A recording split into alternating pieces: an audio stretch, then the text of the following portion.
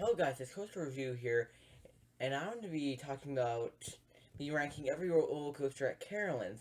And hopefully you guys enjoy the video, of course. And now let's start talking about the 13 roller coasters. But first, let's talk about Carowinds, how many coasters they have in total. They have 13 roller coasters. They have like 4 or 5 good coasters. The rest are kind of meh, but the Carowinds is a really good park overall, with some of the best ride, or some of my favorite rides I've ever went on. But now let's get into the list. At number 13, I have the Vekoma Hang and Bang Kitty Hawk. Kitty Hawk is a old Vekoma family invert, which is really shaky, and your head gets destroyed on these. Even worse than Vekoma SLCs, I will say. Which is really a statement in how bad Vekoma SLCs are. At least they are bearable, and they give decent forces. Of course, the ride's for kids, but still, no kid should go through how bad this roller coaster is. But now let's get to number 12. At number 12, I have Wilderness Run, which is a ENF Mileaware kiddie coaster, which has been operating since 1998 and gives some decently aggressive airtime and laterals for a kiddie coaster. But overall, it's just a kiddie coaster. It's pretty decent. And also, you can find like the exact same ride practically at King's Dominion, but it's a great pumpkin coaster, and probably those little kiddie coasters at Sierra Fair parks. And at number 11, I have the PTC Family Wooden Coaster, um, Woodstock Express, which has been operating since 1975, with exact clones of this ride being at Kings Island and King's Dominion. But overall, the ride is relatively smooth. Doesn't give much in forces. I guess you get some little bit of airtime, but not really good laterals, and also they're kind of tough to fit in when me and my friend really can't fit in them very easily because well they're for like one 5-year-old and like an adult normally. But anyways, at number 10, I have Carolina Gold Rusher, aerodynamics mine train that has been operating since 1973, and it's a decent aero mine train, but it has nothing good or horrible about it except the bad transitions, of course. But that's just aero. It's fine. The ride is a decent family coaster, but now let's get to number 9. At number 9, I have Vortex, the Boulevard Maveyard stand-up coaster. Vortex is nowhere as bad as Georgia Scorcher. Georgia Scorcher is very painful. But still, Vortex is not a quality roller coaster and should be removed for something better because the layout doesn't give much forces, and also it's a stand-up coaster, which already makes it uncomfortable. The ride could still be 100 times worse, but the ride is still not quality and should be removed in the near future. And I think everyone can agree on that. Hopefully, they add something there after they get rid of it. But sometimes hopefully they add something quality to go and replace it. But at number 8, I have Hurler, a old classic wooden coaster manufactured by a small manufacturer named International Coasters Inc. There's going to be 2 coasters. Both of them are the Hurler coasters, and one is already gone, and then there's this one, which is also pretty bad. But it opened in 1994. It's pretty rough and doesn't give much forces. The name's referencing something like Wayne's World, I guess. Apparently, like hurl, I don't know, something like that. And hurl is like something like throwing up. I don't really know. But number 7, I have Carolina Cyclone, a old aero looper that has been open since 1980. And it has the record for most inversions when it opened, but it has 4 4th inversions. It's not as janky as other arrows. And I would say this roller coaster is pretty fine for how old it is, and it should stay around for the foreseeable future. It's just the icon of Carowinds. Overall, it's still a decent ride. And number 6, I have Flying Cobras of Coma Boomerang.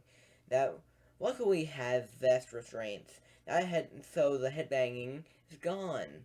And overall, the ride is pretty forceful, and I normally ride this ride every time I went to there that it's been open. Because the backwards vertical loop is really intense, and the rest of the ride is meh. But that one really forceful loop, I'll go on the ride if with for that one forceful loop. The rest of the rides are pretty decent. But Now let's get to number 5, where the coasters actually start getting decent. Or not decent, good. At number 5, I have After Renee Bollinger and Maviard inverted roller coaster that has been open since 1999. Overall, the ride is pretty weak for being an invert, but still packs a decent punch, but it's really short. And overall, Afterburn really disappointed me on my last trip to Carowinds. I think there are 4 other coasters that are better than it at Carowinds. At number 4, I have Nighthawk, a Vekoma Flying Dutchman, which I prefer over Afterburn because of the flying feeling and also the forceful vertical loop. But it does have some uncomfortable moments, like when you're on your back. But still, it's a really quality ride. But it's closed for the year, and hopefully it'll reopen next year. But yeah, I don't know why people hate the ride also, because the ride has some uncomfortable moments, but the flying feeling is just nice. It's a flying coaster. Flying coasters are normally automatically pretty decent, except for the ones made by Zamperla. But it's pretty decent. This ride is good. It's not. I would prefer. So, Batwing, I prefer over this, which is that Batwing's at Six Flags America. I would prefer Batwing over Superman Ultimate Flight clones, but I would not prefer this over the Superman Ultimate Flight clones. I would not prefer Nighthawk over them. But at number 3, I have Intimidator, a B&M Hyper that has been open since 2010 and has had problems with trim brakes. I think the ride would be number 2 if you were assured a ride without the trims. The trims kind of make the ride so that it isn't as great, but I did factor in the trim brakes, so I averaged it out to number 3 because it would probably be number 2 with or without trims, and number 4 with trims. So yeah. And the ride is really good without the trims. Without the trims, it gives a ton of nice water airtime, but it's still a lower half hypercoaster I have currently went on. I have only went on 4 of them, but I prefer Make Atlanta Paul's Chariot over it. But I do like I like Intimidator more than Goliath over Georgia. But yeah, so now let's get number 2. Number 2 is Copperhead Strike, a Mack Rides launch coaster which opened in 2019 to good reviews. Copperhead Strike combines hang time and good ejector airtime with a little bit of quick transitions. And overall, it makes it a great ride, packing a good punch and a good layout and a long layout too. So this ride kind of does die in like the last third. The ride's still tolerable in the last third. It still gives some decent forces, but the first 70% of the ride is really good and very forceful and all that.